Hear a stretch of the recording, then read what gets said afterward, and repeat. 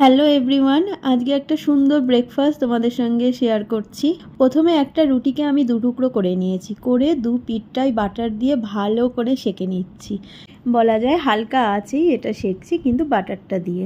তারপর এই যে একটু সামান্য রিফাইন তেল দিয়ে একটু ডিমের পোচ করছি।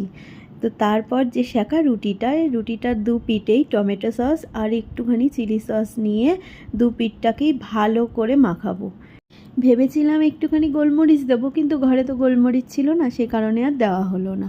তো এবার আমি দু পিঠটা ভালো করে মাখিয়ে ডিমের যে পোচটা করেছিলাম সেটা আমি এই যে উপর দিয়ে দিয়ে দিলাম। খুব অল্প সময় এত সুন্দর একটা জিনিস তৈরি হয়ে যায়, তা আর বলার বাইরে।